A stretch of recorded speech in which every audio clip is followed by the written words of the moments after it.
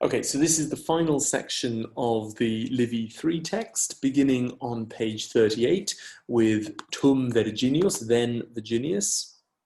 Ubi videt, when he saw, nothing of help, nihil auxilii, or in English we would say no help, anywhere, usquam. Now, before we move on there, I just want to explain this briefly. This is what we call a partitive genitive. So in English, you would say, I want more food, but Latin says plus cibi genitive, so literally more of food.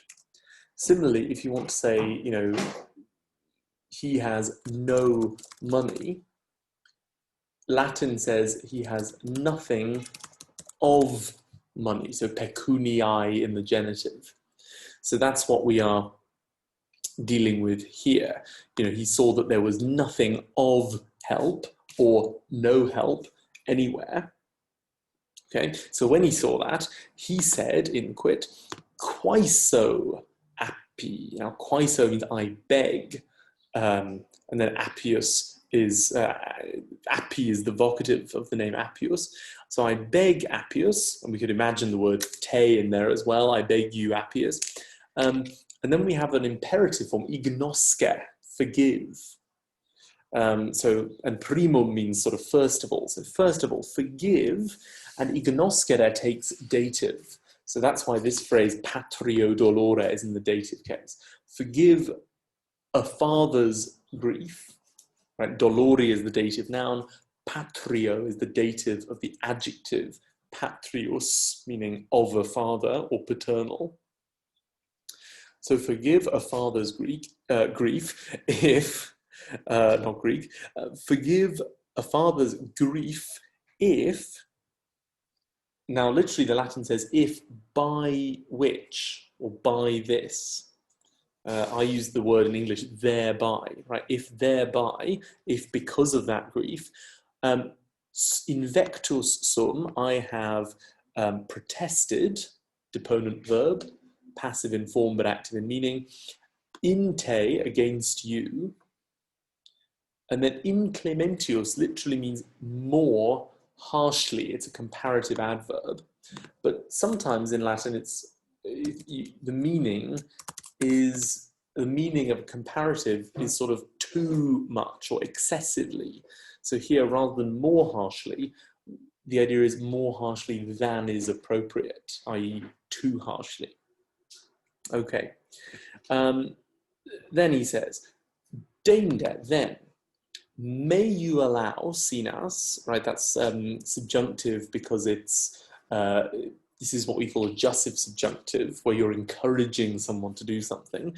May you allow, and we have to imagine a pronoun like may you allow me to inquire of, per contari, deponent verb, passive in form but active in meaning, to inquire of the nurse, nutricem, here, hic, coram virgine. Now, coram plus ablative means in the presence of. So in the presence of the maiden. And what does he want to know? He wants to know quid hoc rei sit. Literally, what of a thing this is. Quid rei hoc sit. In English, we would say what sort of thing this is. And sit is the present subjunctive because it's in an indirect question. Right? He wants to ask what kind of thing this is. In other words, what is the real situation? And he thinks the nurse will be able to help because, she will have known the girl, Virginia, since birth. So she will know the true story. And why does he want to find this out? So that ut, and now ut is followed by subjunctive and a purpose clause. The subjunctive will be discedam, present subjunctive. Okay, so that if, right, if is of course C, here, C, if I have been called, dictus sum, perfect passive. If I have been called a father falsely, pater falso, falso is an adverb there. If I've been called a father falsely, I may depart. In fact, that's probably better than I will depart. I may depart, so that I may depart from here, hinc, with a calmer mind, aequiore animo. Right? Aequus means fair or even or calm, something like that. And this is the comparative form, aequiore, with a calmer mind. Okay. And then we have a short ablative absolute here, data venia, right? A venia is a favor, and data means having been given. So with the favor having been granted, he, now se ducere means to lead someone away. So he leads away the daughter, filiam, and the nurse, ac nutricem, and he leads them ad tabernas, towards the shops, prope cloacinae. Now there is a word missing here, which is a word for a shrine. So we have to sort of supply that. Literally the Latin just says near the of Cloacina. We would say near the shrine of Cloacina. And these are shops for which quibus, the name, nomen, is now new, est nunc novis. Okay, let me just pause there for a moment. Now, Cloacina is a goddess who is associated with purity. She's specifically a goddess associated with drains, but more generally with purity. And you'll see in a minute why that is fitting for this story. Well, I suppose you can already see it. You know, the whole story is about Virginia's purity, really, and particularly the end of the story. And a quick note about these tabernas. Okay, these are on the north side of the Roman Forum. And why are they called novis? That's because the original ones burned down in 210 BC. And they were rebuilt in the next 20 years or so. Okay, so the shops in Livy's time are called new. They're called the new shops or something, because they've replaced ones that burned down at some time, you know, in 210, between the time of this story and the time of Livy. Okay. And so, right, he leads them there. And what does he do? Atque ibi, and there. And now we have another ablative absolute, cultro arrepto. So with a knife, cultro, having been snatched, arrepto, from a butcher, ab lanio, he says, right, hoc uno modo, in this one way, in which I am able, quo possum, in this one way in which I can, in other words, in the only way in which I can, daughter, so filia is a vocative case, I literally vindicate you into freedom, in libertatem. In other words, I set you free, I free you. Then, deinde, he transfigit, he pierces through the pectus puellae, the girl's breast, and que respectans, looking back, present participle, looking back towards the tribunal, ad tribunal, he says, appius, right, so appi is vocative again, appius, I doom, consecro, and this is a verb which hints at a kind of magical spell or something. I doom you, te, and your head, tuumque caput, with this blood, hoc sanguine. So basically, Virginius is so horrified at the idea of his daughter having to sleep with this man Marcus, that he actually kills her to sort of spare her from this. That's his reasoning anyway. And he also is treating her death as a kind of almost a sacrifice to the gods, right? He's saying, he's sort of calling upon the gods to avenge her death by punishing Appius or something like that. Okay, and then in the next sentence, the subject is Appius, right? Appius, excitus, roused or stirred up by the shout, clamore, by the shout, orto, having arisen, right? This is from orior, it's the perfect participle from orior, to rise up, which is a deponent verb. So roused by the shout that arose, ad tam atrox facinus, at such a cruel deed. Okay, and then what does Appius do? He orders, you bet, he orders Virginius to be arrested, comprehendi. Okay, so comprehendi is a present passive infinitive. Okay, and then if we keep going down, so we're now on page, here we are. We're now on page 40.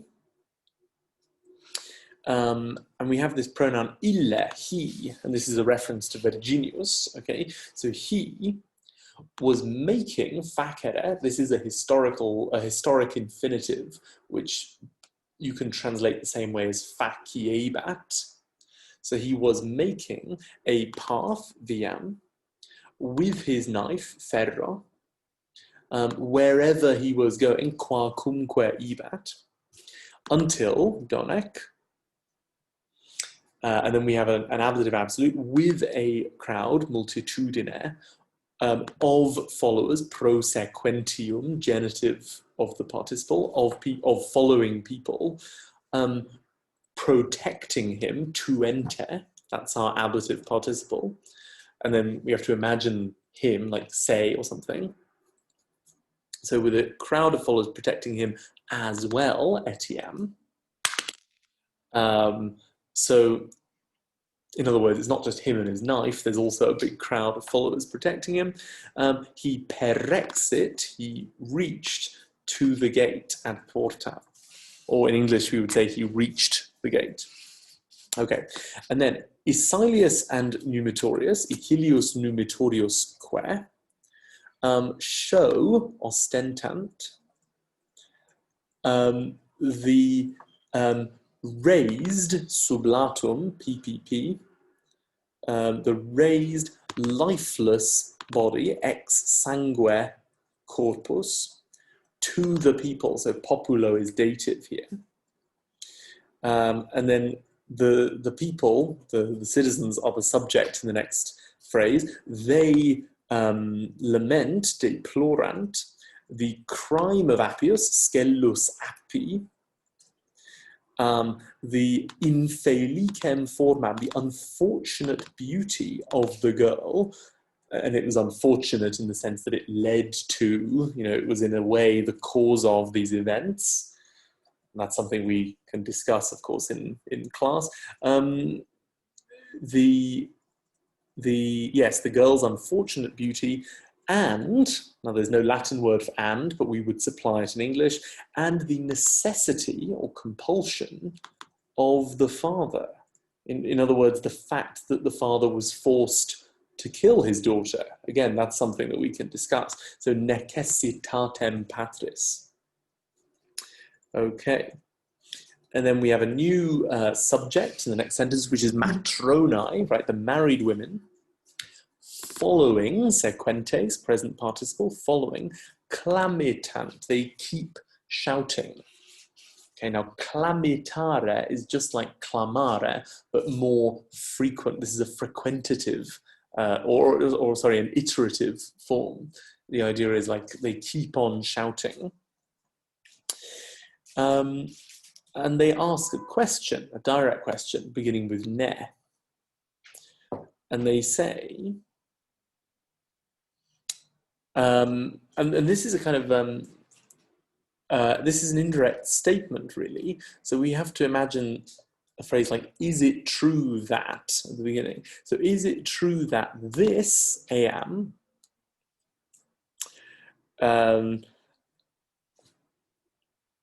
is it true that this, and then we have to imagine, well, in fact, no, S says at the end here. So is it true that this is the conditionem, the nature of producing children, procreandorum liberorum. Now, liberorum here is genitive. You would think, because it's the object, it should be accusative, but this is the gerundive attraction, where the noun is attracted into the case of the verb there, the case of the gerundive. So is this the nature of producing children? And is it true that these things, ea, or that these are, esse, the rewards, primia, of chastity, pudicitiae? So you can see here that eam is agreeing with conditionem, feminine accusative singular, and ea is agreeing with primia, neuter plural, accusative neuter plural. So these women are sort of saying, you know, is this really what having children is all about? Is this how chastity is rewarded? Right, that's their point. And they don't. And then Livy we get a bit of sexism really from Livy here. He says, you know, the women said those things, and the rest, ketera, which is rather dismissive, and they say the other things, which, quae, feminine grief, muliebris dolor, produces, subicit, in such a situation, in tali re, in such a matter. Right, this is, Livy's being rather, as well as sexist, he's being rather sort of banal here. He's kind of making the story a bit boring by, he's talking about it as if this is a very common generic situation. You know, oh yeah, these are the sorts of things that women get very upset about in these kinds of situations. And then there's this rather complex phrase, quo est maestior imbecillo animo eo miserabilia magis querentibus. Now, quo and eo here are a pair. Means something like the one and the other, right? So the one is sadder, maestior, by their weak spirit, imbecillo animo. The other, eo, the other things more pitiable, miserabilia, or yes, more pitiable, magis miserabilia, by their lamenting, querentibus. Right. And we can tell, I think, that maestior, because it's singular, I think must refer to the dolor, the grief. So the grief is sadder because of their weak spirit. And then eo here must refer to the things, you know, the things that they're saying. And the reason we know that is because miserabilia is neuter plural, so it must be referring back to ketera. So it's quite complicated there. But Livy's point is that, you know, because women are naturally weaker of spirit, right? And this is an assumption that Livy clearly has, and which his readers in ancient Rome might also have had. That means that it's even sadder to watch their grief. And also the things that they're saying, the ketera, all the other things that they're saying are also sadder, you know, because of their lamenting, because of the way they're saying them, something like that. Okay, and then now we are on to the last sentence of the whole text. And the subject is vox, meaning voice, or in this case, maybe speech. So the speech of the men, virorum, et maxime Achilli, and especially of Isilius, erat, entirely, tota, tota is feminine, agreeing with vox. It was all, the speech was all, of the tribunician power, or we might say in English, about the tribunician power. And ac, it was entirely of provocationis. It was entirely about the right of appeal to the people. In other words, the right of, seeing what the people want in a particular situation. And this provocatio is described as ereptai, taken away. And his speech was all about publicarum indignationum, public indignations. Now, in English, you can't make indignation plural, so that's why I said expressions of indignation. So in other words, these men are giving speeches and they really want to bring back the things that were granted to the common people. So particularly the tribunate, because the tribunate was a means of giving the common people a voice in politics. Also the right of appeal as well, the right for these politicians to say to the people, what do you think about this? And the people to say something about it with a vote or whatever. And also, they're talking about how angry the people are. So that's the end of the story. And we might also want to just talk briefly about what happens as a result of this. And I've put a little note here, which I'll move actually to the end. Basically, the consequences are, first of all, what is called the second secession, right? So that is the common people withdrawing from Rome. They withdraw outside the sacred boundary, or pomerium, and in this case, they withdraw to the Aventine Hill, which means that Rome it's like a strike. They're going on strike. They're not going to do their manual labor or their military service and so forth. This leads to the fall of the second decemvirate, right? Appius Claudius and another of the decemvirs commit suicide, and all of the other ones, the other 8, go off into exile. And once the decemvirate has fallen, Rome returns to its normal republican constitution of 2 consuls. In this case, Lucius Valerius Poplicola Potitus and Marcus Horatius Barbatus. Barbatus meaning bearded. So in other words, Rome goes back to normal. It goes back to its normal republican politics. And that is the end of the story.